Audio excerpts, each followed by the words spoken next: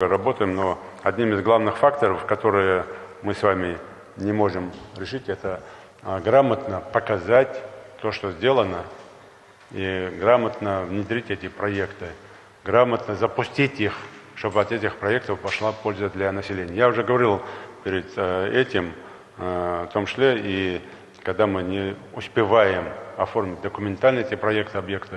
Но особо говорю еще раз, возвращаясь к объектам культуры, к объектам спорта, к объектам образования. Мы их не просто так строим. Это стратегические объекты, которые должны быть многофункциональные в своих муниципальных образованиях, в своих сельских поселениях. Обратите на это очень серьезное внимание. Там, где нет объекта культуры, дома культуры в селе, используйте площадку школы, почему? Потому что современная школа, которая построена в селе, новая школа, позволяет проводить там и кружковые, и художественные, и творческие, и другие мероприятия. Используйте эту площадку. Там, где нет возможности по линии спортивного комплекса отдельного, то спортзал, школы используйте. То есть максимально эти объекты и проекты используйте. Почему? Потому что иначе мы эти объекты не закольцовываем в целом на те задачи, под которые они построены. Я приводил примеры по домам культуры, где дом культуры построен, уже прошло где-то там уже 3 месяца, а там никто не хочет ничего делать. Поэтому здесь я обращаюсь к правительству, тщательная аттестация тех, кого вы подбираете на руководство этих домов. Люди должны быть творческие, люди должны быть понимающие, что такое дом культуры, для чего он создан. И только тогда может быть там какая-то работа. А то, что вы там хорошего человека поставили директором, эта ситуацию не спасет. На это обращаю очень серьезное внимание. Ну и, конечно, нам надо с вами максимально поддержать те проекты, о которых мы говорили, меценат года, или тех людей, которые вкладывают свои средства в различные отрасли, делают это чисто из моральных или других аспектов, поэтому мы их должны поддерживать и максимально работать с этими людьми в плане того, чтобы их и показывать, и про них рассказывать, чтобы эти люди являлись примером для всех, кто еще хочет в этих направлениях поработать и участвовать.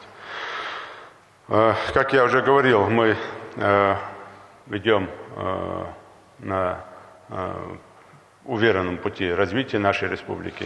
Задач очень много и в этом году, и в наступающем году. Эти задачи отражены и в послании президента страны, и в указах президента, и сейчас уверен, что новые указы появятся, новые задачи появятся. Поэтому просил бы, как президент сказал, рубежный характер.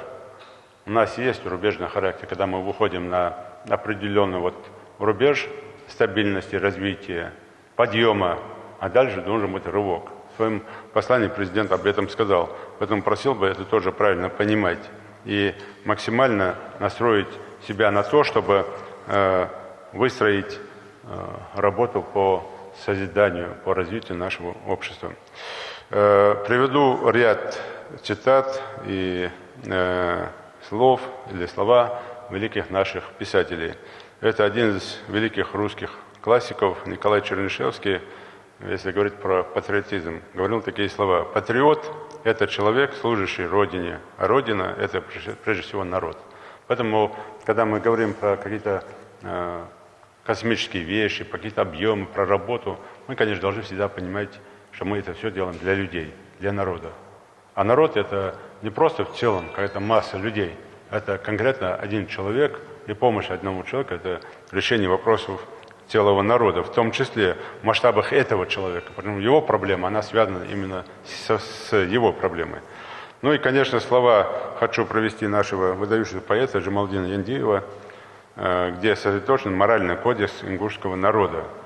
И вот из его стихотворения есть 4 начальных слова, и каждый народ их вручает ребенку навечно беречь и любить. Слово «жизнь», потому что и он будет время умрет. Слово «смерть», потому что обязан он правильно жить. Слово «родина», что продавать на базаре нельзя. Имя, данное матерью, пусть беспорочно несет. Вот наследство, которое всем нам дается, друзья. И отчета от нас будет требовать вечно народ. Опять же, все идет к народу.